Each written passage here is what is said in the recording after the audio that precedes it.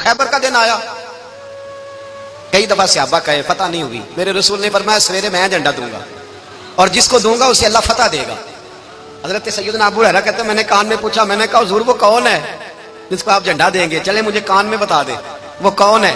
تو حضور نے فرمایا اس کا تعارف یہ ہے کہ وہ خدا سے بھی پیار کرتا ہے, محمد مصطفیٰ سے بھی پیار کرتا ہے. حضور کوئی ایک تعارف اور, تو حضور نے فرمایا خدا رسول بھی اس سے بڑا پیار کرتے ہیں. حضرت علی صحابہ کہتے ہیں سارے منتظر رہے. حضرت عمر کہتے ہیں میں سویا ہی نہیں ساری رات کہ میرے ہاتھ جھنڈا آنے والا, سویرے مجھے ملے گی فتح کی نوید اور خوشخبری. فرماتے ہیں میں سویا ہی نہیں. حضرت علی سے پوچھا آپ کدھر تھے؟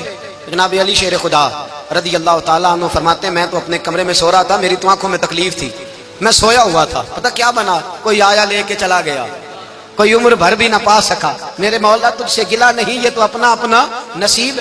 حضور سید عالم صلی اللہ علیہ وسلم نے فرمایا این علی ابن ابی طالب, علی ابن ابی طالب کو بلاؤ. حضرت علی رضی اللہ تعالیٰ عنہ آئے تو آنکھوں کے اوپر ہاتھ رکھے ہوئے کہ یا رسول اللہ میری آنکھوں میں درد ہے. فرمایا ہاتھ پیچھے کر, اللہ نے تیرے ہاتھ پہ فتح لکھ دی ہے, پیچھے کر ہاتھ.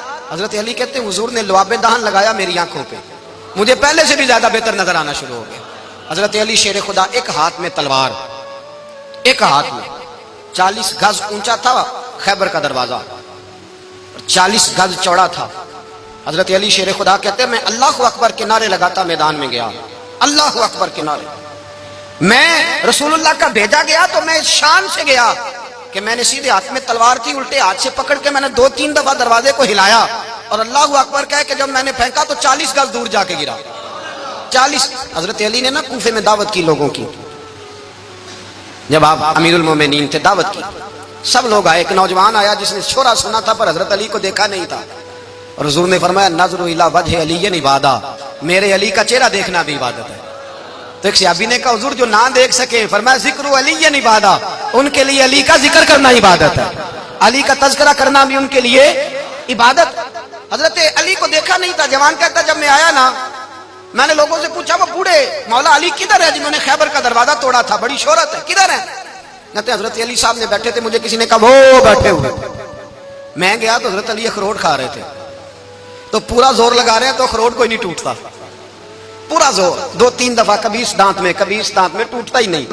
کہتے میں ہنسنے لگا تو حضرت علی نے مجھے پاس بلایا, کہا بیٹے ادھر آ. تو میں گیا تو کہنے لگے کیا سوچ رہا ہے؟ کہتے میں ڈر گیا. میں نے کہا حضور کچھ بھی نہیں. کہنے لگے نہیں جو سوچ رہا تھا تو بتا. میں نے کہا نہیں کچھ نہیں. فرمانے لگے میں بتاؤں تو کیا سوچ رہا تھا؟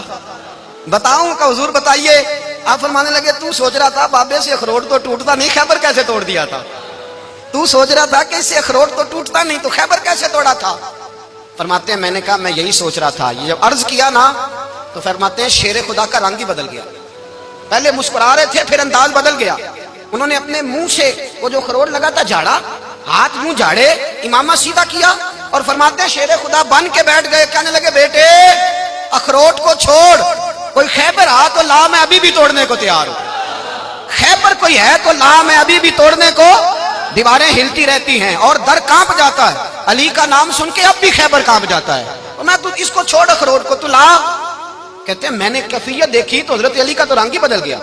میں نے کہا واقعہ یہ توڑ ڈالیں گے, یہ خیبر آج بھی یہ توڑ ڈالیں گے, کیفیت ہی بدل گئی. فرماتے ہیں شیر خدا مسکرائے, آنے لگے بیٹا ڈرنا, مسئلہ سمجھ.